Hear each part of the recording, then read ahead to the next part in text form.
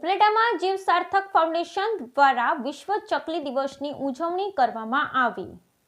ઉપલેટામાં જીવ સાર્થક ફાઉન્ડેશન દ્વારા વિશ્વ ચકલી દિવસની ઉજવણી કરવામાં આવી। રાજકોટ જિલ્લાના ઉપલેટા માર્કેટિંગ યાર્ડ ખાતે તારીખ 20 માર્ચ એટલે કે વિશ્વ ચકલી દિવસ। આ ચકલી દિવસ નિમિત્તે જીવ સાર્થક ફાઉન્ડેશન દ્વારા ચકલી પ્રેમીઓ માટે એક કાર્યક્રમનું આયોજન કરવામાં આવ્યું હતું। આ કાર્યક્રમમાં નગરપાલિકાના પ્રમુખ વર્ષાબેન ગજેરા, ઉપપ્રમુખ જિજ્ઞાબેન વ્યાસ, કારોબારી ચેરમેન મિત્તલબેન સુવા, યાર્ડના chairman Haribhai Thummar Bhole, vice chairman Vinubhai Ghetiya, લોક સાહિત્યકાર દેવરાજભાઈ ગઢવી સહિતના આગેવાનો હાજર રહેલ। આ કાર્યક્રમને સફળ બનાવવા માટે જીવ સાર્થક ફાઉન્ડેશનના પ્રમુખ સરોજબેન ગરાળિયાના માર્ગદર્શન નીચે હોદ્દેદારો, સભ્યો વગેરે જહેમત ઉઠાવી હતી।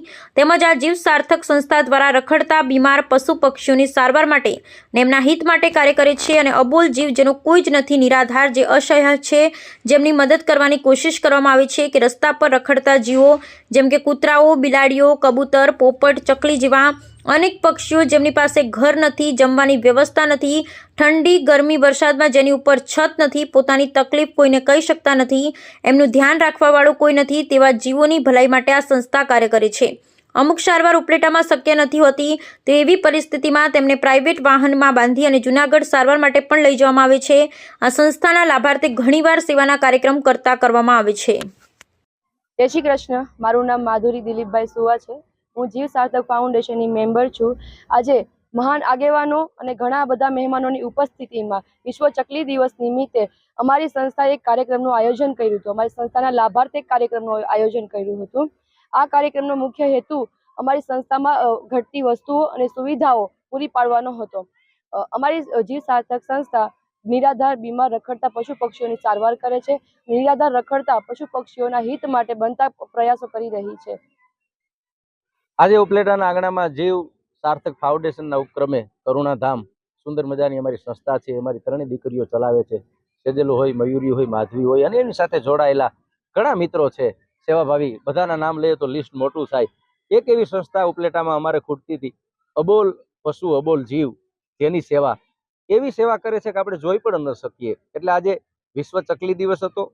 એ ચકલી દિવસના ઉપક્રમે અમને એમ થયું કે આવું એક આયોજન કરીએ, ગામને, વિસ્તારને, કરુણા પ્રેમી માણસોને આ સંસ્થાની જાણ થાય, એનો સહકાર મળે। એટલે ઉપલેટાના આંગણામાં માર્કેટિંગ યાર્ડમાં એના સહકારથી હરિભાઈ ઠુમ્મર, વિનુભાઈ ઘેટિયા અને દરેક ડાયરેક્ટર એના સહકારથી આ પ્રોગ્રામનું સારી રીતે આયોજન થયું। અને બસ ઉપલેટાવાસીઓ, આજુબાજુના વાસીઓ જેટલા પણ આ મારો મેસેજ જ્યાં લગી પહોંચે એને લોક સાહિત્યકાર તરીકે વિનંતી કરું છું કે આવી દીકરીઓ કામ કરે છે, એને આપણે પડકારાની જરૂર છે।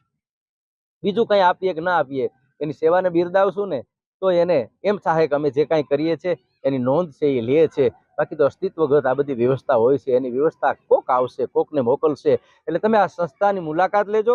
એમાં મુલાકાત લેશો એટલે આપણને ખ્યાલ આવશે કે અહીં મારે આપવું કે ન આપવું। તમારા હૃદયને, તમારા આત્માને, દરેકના અંદર એક પરમ તત્વ છે એ બિરાજમાન છે, આખા જગતનું સંચાલન કરે છે। અને પૂછજો તો તમારો જે કાંઈ તમે સહકાર આપી શકો, તનથી, મનથી, ધનથી આપનો સહકાર આપશો।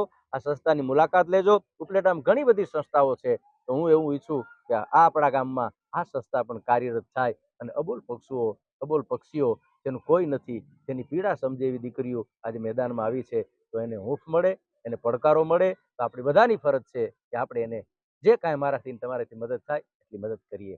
જય માતાજી।